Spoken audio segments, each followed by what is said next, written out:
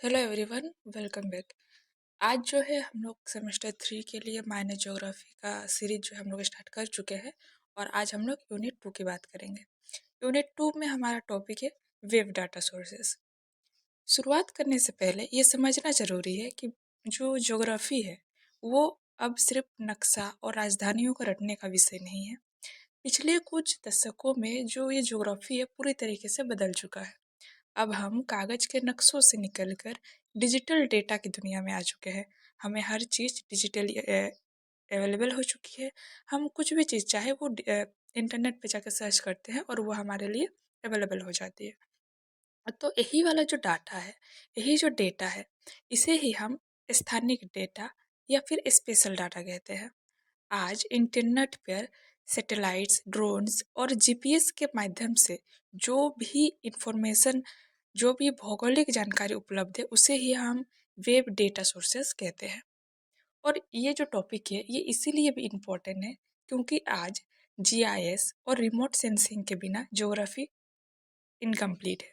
जब आप Google maps देखते हैं या फिर मौसम की भविष्यवाणी देखते हैं, आपके फ़ोन में पहले से मैसेज आ जाता होगा कि अगले 3 घंटे में आपके क्षेत्र में काफ़ी बाढ़ की समस्या बाढ़ या फिर तेज हवा पानी की समस्या हो सकती है। इस तरीके से जो मैसेजेस आ जाते हैं, ये सारे जो इसके पीछे जो कारण है वो वही वेव डेटा जो है काम कर रहा होता है। तो चलिए एक एक करके इस तकनीकी पहलू को बहुत सरल भाषा में समझते हैं। सबसे पहले हम भूगोल की सबसे बड़ी चुनौती और उसके समाधान को समझेंगे, जिसे हम कहते हैं रजिस्ट्रेशन और प्रोजेक्शन। सबसे पहले आप कॉन्सेप्ट को समझ लीजिए। हमारी जो पृथ्वी है एक गेंद की तरह गोल है, यानी ये 3D है। लेकिन जब हमें इसे ये पढ़ाई के लिए या फिर कंप्यूटर की स्क्रीन पे देखना होता है या फिर मोबाइल की स्क्रीन पे देखना होता है, तो हम इसे एक पेपर में, एक समतल कागज में या फिर 2D स्क्रीन पर बनाना पड़ता है। अब आप खुद सोचिए, अगर आप एक संतरे के छिलकियों का उतार के अगर आप उसको मेज में रखने की कोशिश करेंगे, तो वो कहीं ना कहीं से फट जाएगा या फिर वो सिकुड़ जाएगा। बस यही जो समस्या है, यही पृथ्वी के नक्शे के साथ होती है। और इसी समस्या को हल करने के लिए प्रोजेक्शन का इस्तेमाल होता है। प्रोजेक्शन वो गणितीय विधि है जिसके द्वारा हम गोल पृथ्वी के अक्षांश यानी लेटीट्यूड और देशांतर यानी लॉन्गिट्यूड को एक समतल सतह पर दिखाते हैं। बिना प्रोजेक्शन के कोई भी नक्शा है वो सही नहीं बन सकता। लेकिन याद रखिए, हर प्रोजेक्शन में थोड़ी बहुत कमी ज़रूर होती है। या तो दिशा गलत होगी, या फिर उसका एरिया बदल जाएगा, या फिर डिस्टेंस। इसीलिए दुनिया के अलग अलग कामों के लिए अलग अलग प्रोजेक्शन इस्तेमाल होते हैं। जैसे कि समुद्री यात्रा के लिए मार्केटर प्रोजेक्शन और फसलों को वितरण दिखाने के लिए इक्वल एरिया प्रोजेक्शन। तो प्रोजेक्शन आपको समझ आया। अब बात करते हैं रजिस्ट्रेशन की। और रजिस्ट्रेशन को हम लोग जियो रेफरेंसिंग भी कहते हैं। मान लीजिए आपके पास एक पुराना कागज़ का नक्शा है और आप उसे कंप्यूटर में डालकर सैटेलाइट इमेज के ऊपर रखना चाहते हैं। तो कंप्यूटर को कैसे पता चलेगा कि ये नक्शा पृथ्वी पर कहाँ फिट होगा? रजिस्ट्रेशन जो है ये वही प्रक्रिया है जिसमें हम उस डिजिटल नक्शे को पृथ्वी के रियल कोऑर्डिनेट्स यानी कि अक्षांश और देशांतर के साथ जोड़ते हैं। हम जो है रजिस्ट्रेशन के थ्रू हम कंप्यूटर को बताते हैं कि ये जो इमेज हम डाल रहे हैं ये किस कोने में फिट होगा। अब मान लीजिए कि हमें पूरे एक जमशेदपुर का मैपिंग करना है। तो जमशेदपुर जमशेदपुर में कदमा अलग आएगा, साकची अलग आएगा, बिष्टुपुर आएगा। लेकिन कंप्यूटर को नहीं पता है कि साकची कहाँ है, बिष्टुपुर कहाँ, कदमा कहाँ है। ये जो है ये कोई आदमी बैठ के वो कंप्यूटर को बता रहा है कि इस एरिया से लेके इस पॉइंट तक जो है ये साकची है। यहाँ गोल चक्कर से लेके इस गोल चक्कर तक जो है ये बिष्टुपुर कहलाएगा। इसी तरह से होता है। अब अगर वहीं पे अब मान लीजिए आपके कॉलेज का एग्जांपल लीजिए, आपके कॉलेज का भी अगर हम लोग मैपिंग करने जाएँगे, तो वहाँ पे भी प्रिंसिपल चैम्बर अलग है, एग्जामिनेशन चैम्बर अलग है, क्लासरूम अलग है, हॉल सेमिनार हॉल अलग है। तो ये सारी जो है ये पूरी मैपिंग करनी पड़ती है कि कौन सी बिल्डिंग में क्या है। ये कंप्यूटर को नहीं पता होता है और इसी को रजिस्ट्रेशन कहते हैं। और जब 2 अलग-अलग डेटा लेयर्स एक के ऊपर बिल्कुल सही बैठती है, तो उसे हम सफल रजिस्ट्रेशन कहते हैं। इसके बिना जो है जीआईएस का कोई भी विश्लेषण है वो संभव नहीं है। इसके बाद हम समझते हैं कि आखिर भूगोल में डेटा दिखता कैसे है। कंप्यूटर भौगोलिक जानकारी को दो मुख्य तरीकों से स्टोर करता है, जिसे हम डेटा स्ट्रक्चर कहते हैं। अब आपको, अगर आप कंप्यूटर साइंस वाले स्टूडेंट हैं या फिर आप 12th तक या 10th तक कंप्यूटर पढ़े हैं, तो आपको पता होगा कंप्यूटर दो से एक सिस्टम पे काम करता है, उसे बाइनरी सिस्टम कहते हैं। या तो वो जीरो समझता है और वो वन समझता है। इसी तरीके से ज्योग्राफी के सिस्टम में भी वो डेटा को कैसे लेता है, उसको उसके लिए दो नेम है। वो एक है रास्टर डाटा और दूसरा है वेक्टर डाटा। यही दो नाम जो है, इसी के थ्रू में कंप्यूटर हमारे डेटा को अपने में स्टोर करता है। तो अब रेस्टर डेटा क्या है? जब आप अपने मोबाइल से जो फोटो खींचते हैं वो रास्टर डेटा है।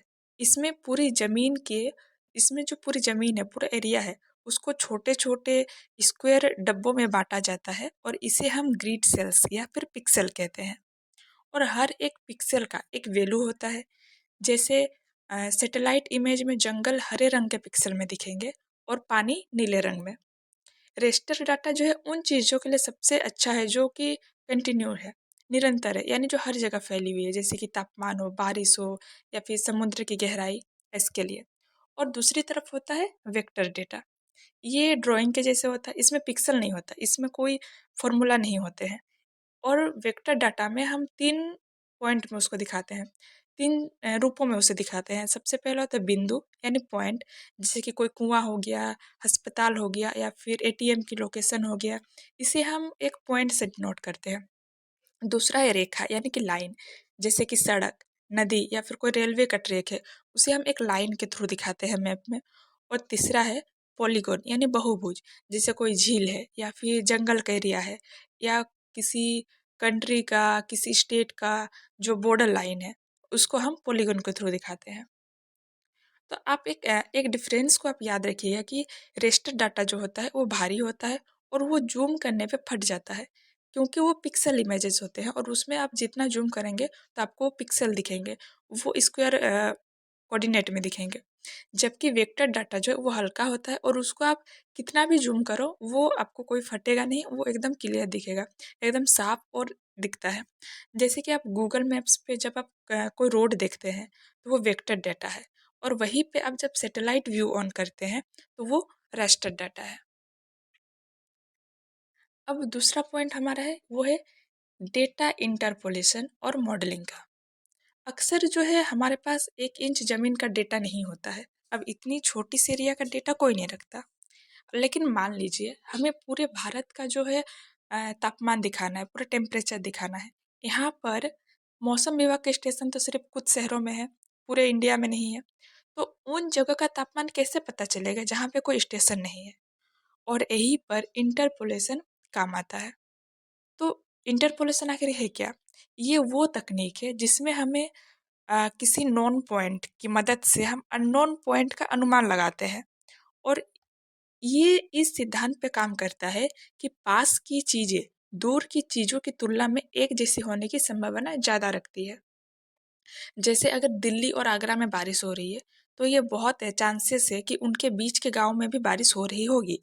इसी तकनीक से समताप रेखाएं और वर्षा के नक्शे बनाए जाते हैं। इसके बाद आता है मॉडलिंग। मॉडलिंग का मतलब होता है वास्तविकता की नकल करना, ताकि हम फ्यूचर देख सकें। जब भूगोलवेत्ता वेव डेटा का इस्तेमाल करके कंप्यूटर में मॉडल बनाते हैं, जैसे कि बाढ़ मॉडलिंग, हम कंप्यूटर में नदी का डेटा और बारिश का डेटा डालते हैं और ये जो मॉडल है ये हमें बताता है कि अगर नदी का पानी 2 मीटर और बढ़ जाएगा तो शहर का कौन सा हिस्सा डूब सकता है। ये डिजास्टर मैनेजमेंट और अर्बन प्लानिंग के लिए बहुत ज़्यादा ज़रूरी है, यानी आपदा प्रबंधन और शहरी नियोजन के लिए। अब वेव डेटा के लिए सोर्स कहाँ से आते हैं, वो कैसे पता चलता है? और तो वेव डेटा का एक बहुत बड़ा सोर्स है, वो है आसमान से ली गई तस्वीरें। इसे हम एरियल फोटोग्रामेट्री कहते हैं। ये जो है दो शब्दों से बना है, पहला है फोटो और और मैट्री। मैट्री यानी मापना, यानी कि फोटो से मापना। पुराने ज़माने में जब कबूतर या फिर गुब्बारों से फ़ोटो ली जाती थी। आज जो है हवाई जहाज़ और हाई-टेक ड्रोन्स की मदद से फ़ोटो ली जाती है। और फ़ोटोग्रामेट्री का जो मुख्य काम है, वो है फ़ोटो से नक्शे बनाना। यहाँ पर एक बहुत इंटरेस्टिंग कॉन्सेप्ट है, जिसे हम स्टेरियो विज़न कहते हैं।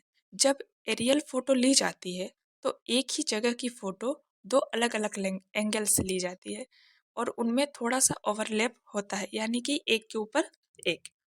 और जब हम इन 2 फ़ोटो को एक विशेष तरह का चश्मा होता है, उसे हम सेटोरोस्कोप कहते हैं, उससे हम लोग देखते हैं, तो ज़मीन 3D दिखाई देती है।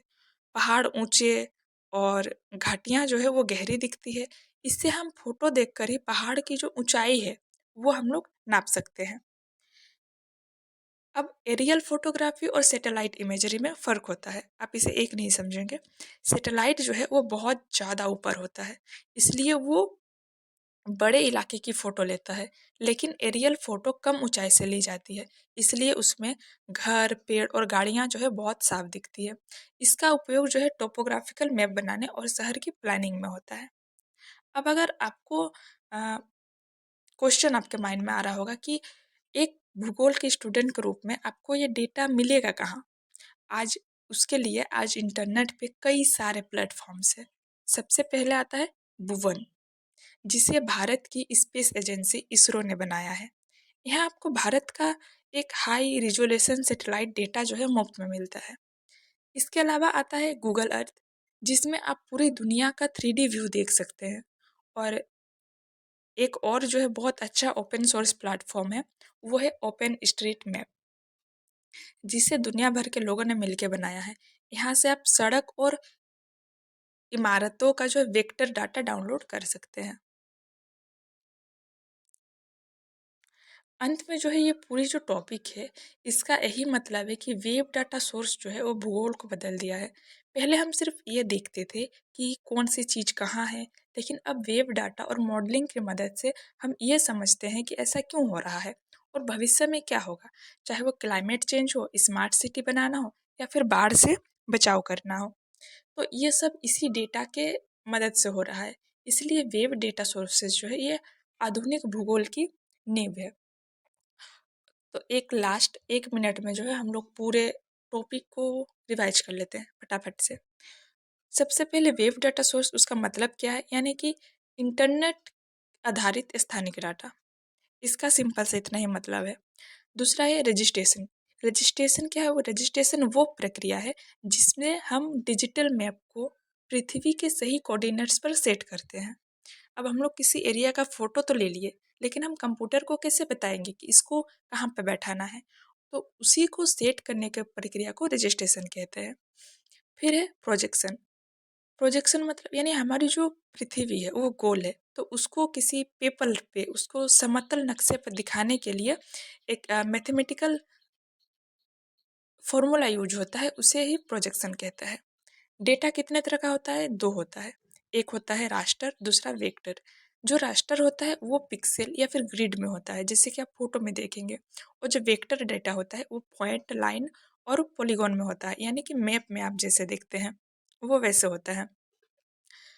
फिर आता है इंटरपोलेशन। इंटरपोलेशन का मतलब है कि हमारे नोन डेटा से, नोन प्लेस से, नोन पॉइंट से अननोन प्लेस का अनुमान लगाना।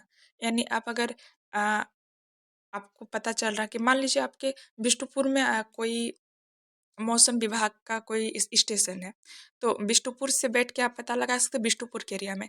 लेकिन आप पता लगा सकते हैं कि बिष्टुपुर में हो रहा है, यानी कि हो सकता है कि साक्षी में भी बारिश हो, लेकिन साक्षी, तो ये जो अनुमान लगाया जाता है आसपास का, तो उसे ही इंटरपोलेशन कहते हैं। फिर आता है एरियल फोटोग्रामेट्री। ये जो है ये वो साइंस है जिसमें हम हवाई जहाज के थ्रू या फिर ड्रोन के सहारे हम फोटो लेते हैं और उस वो फोटो को हम मैप के में बनाते हैं। इसे एरियल फोटोग्रामेट्री कहा जाता है।